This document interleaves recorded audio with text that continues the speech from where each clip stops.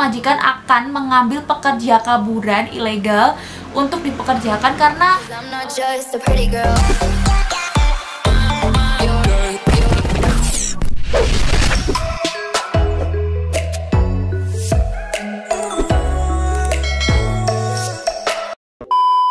Tachanihao, assalamualaikum warahmatullahi wabarakatuh. Jadi video ini sengaja banget aku bikin buat teman-teman atau rekan-rekan CPMI yang mau berangkat ke Taiwan.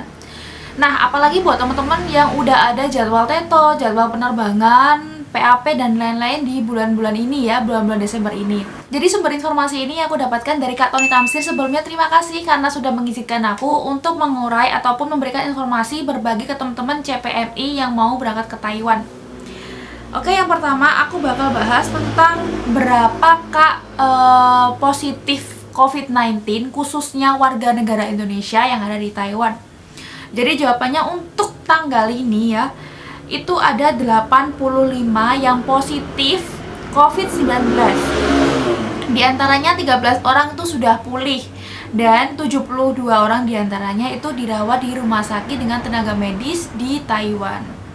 Nah, untuk biayanya sendiri itu kita bisa membutuhkan kurang lebih 2,1 juta dolar Taiwan. Itu miliaran, guys. Jadi kurang lebih satu orangnya itu 1,05 miliar. Nah, kemungkinan akan diberhentikan sementara untuk pemberangkatan kurang lebih ya 4 Desember sampai 17 Desember 2020. Jadi teman-teman yang ada jadwal keberangkatan di antara tanggal tersebut itu otomatis jadwalnya akan di-cancel. Jadi untuk sementara waktu Taiwan masih menutup untuk pemberangkatan warga negara Indonesia ke Taiwan. Kayak gitu. Ini hanya sementara ya, jadi kurang lebih ya hampir 2 minggu. Nah, ini juga bisa berdampak buruk buat beberapa rekan kita jika tidak segera normal kembali, yaitu pemberangkatan.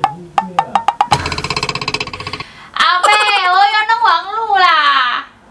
Ni hai message cao ma. Di sini masih jam 7. Kakek aku masih belum tidur, guys ya. Tadi aku juga udah izin buat aku bikin video. Dia dengar katanya tapi dia ngomong saru jadi nggak artikan ya.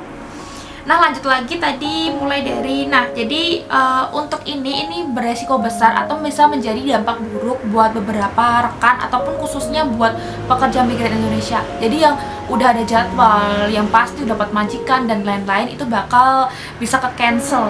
Dan yang kedua, akan banyak pihak majikan yang mengambil pekerja ilegal untuk dipekerjakan, atau kebanyakan majikan akan mengambil pekerja kaburan ilegal untuk dipekerjakan karena gimana lagi ya, pekerja yang udah mau didatangkan untuk merawat orang tua ataupun bekerja di pabrik itu akan otomatis di cancel untuk beberapa waktu yang ditentukan tadi. Itu sebenarnya ada dampak positifnya dan ada dampak negatifnya, tergantung kita menanggapi. Jadi buat teman-teman yang ilegal ataupun kaburan sing bener-bener niat kerja, kalian ini menjadi peluang yaitu aku tak sungguh-sungguh kerja ya, karena ini juga rezeki juga, itu yang untuk niat kaburan. Jadi bisa diambil positifnya seperti teman-teman yang kaburan ataupun ilegal itu, kalau kalian emang niat sungguh-sungguh bekerja, kalian tekunin pekerjaan, karena kasihan yang teman-teman kita di Indo yang udah mau berangkat ke sini akhirnya di cancel. Jadi buat teman-teman baik-baik kerja di sini, rajin-rajin kerja di sini, jadikan ini sebagai ya Allah, aku tuh seoleh gawean loh.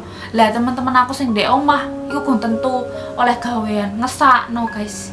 Jadi terkadang juga rasa piye yo, welas kasihan itu pasti ada, karena udah ada jadwal, udah seneng-senengnya mau kerja, mau dapat penghasilan, merantau di negeri orang, ternyata bakal di cancel kayak gitu. Jadi buat temen-temen entah resmi atau kaburan semua sama saja, karena niatnya sama aja mengais rezeki untuk keluarga.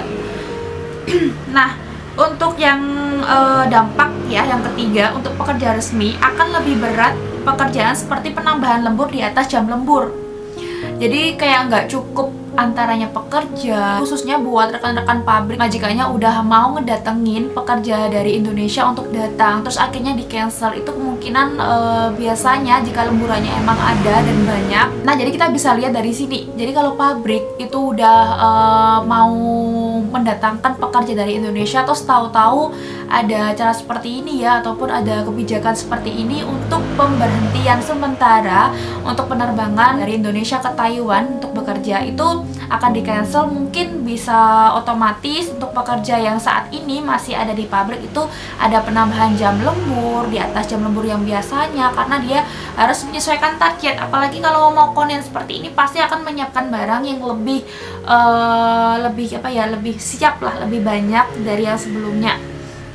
Nah, khususnya sendiri buat teman-teman bisa ambil hikmahnya dari sini, lebih bersyukur ya, karena teman-teman kita yang ada di Indonesia khususnya yang mau berangkat itu mereka udah kesana sini udah belajar, terus tahu-tahu ada hal seperti ini atau kebijakan seperti ini, itu juga ya kasihan kayak gitu loh guys. Jadi yang di sini baik-baik bekerja, apapun peluang itu kita jadikan peluang yang positif, sungguh-sungguh bekerja dan tekun bekerja, seperti itu. Lanjut, saat diminimalisir pembatasan penerbangan sementara ini sudah kurang lebih 1.300 pekerja itu nggak jadi berangkat ke Taiwan. Jadi udah lumayan banyak banget, padahal kurang lebih ini sekitar semingguan ya batasi penerbangan ke Taiwan. Cuman mulai hari ini tanggal 4 ini itu sudah dimulai ditutup ya penerbangan Indonesia ke Taiwan, khususnya pekerja asing. Jadi lanjut, untuk pihak BP2MI bekerja sama dengan pihak TETO, mereka tuh membahas mana ya letak yang salah. Terus mereka juga mencari jalan keluar itu seperti apa. Akhirnya pemerintahan Taiwan sendiri memberi ya kebijakan untuk memberlakukan pemberhentian penerbangan sementara pada tanggal yaitu tadi yang aku sebutkan tadi, 4 Desember 2020 sampai 17 Desember 2020.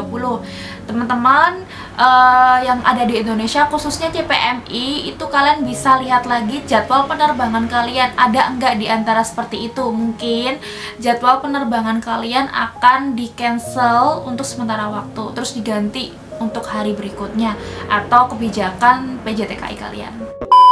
Dan selanjutnya diminta untuk semua entah warga Indonesia dan Taiwan, pemerintahan Indonesia dan Taiwan itu lebih introspeksi diri, membenahi diri, dan bisa bersikap lebih baik lagi. Intinya ya, mana sih letak aku yang salah kok sampai seperti ini, COVID semakin parah dan lain-lain. Jadi buat teman-teman atau rekan-rekan yang sering banget ngabisin waktu di luar, coba deh kalian bisa hidup sehat.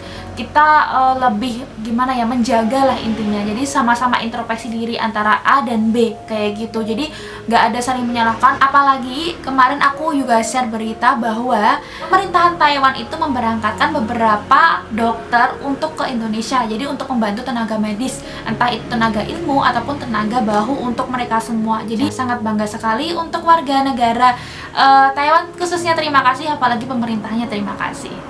Jadi di sini kita bisa belajar lebih bisa menghargai bagaimana caranya kita itu hidup sehat di daerah lingkungan kita dan lain-lain, karena dampak yang sangat berat ini itu bisa merugikan diri kita sendiri dan negara kita sendiri.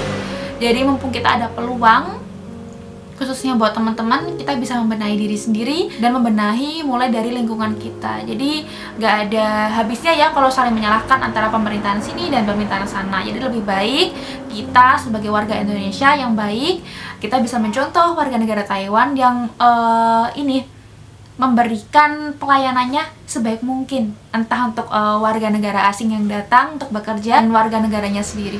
Terima kasih untuk negara Taiwan dan terima kasih untuk rekan-rekan yang udah mengerti, yang bisa mengambil hikmahnya di sini. Jadi buat teman-teman yang ada di manapun, untuk TKI manapun, kalian bisa belajar dari saling membenahi dari lingkungan kita, dari diri sendiri. Kita tetapkan hidup sehat. Terus semoga aja COVID-19 segera hilang dan musnah. Amin amin ya rabbal alamin.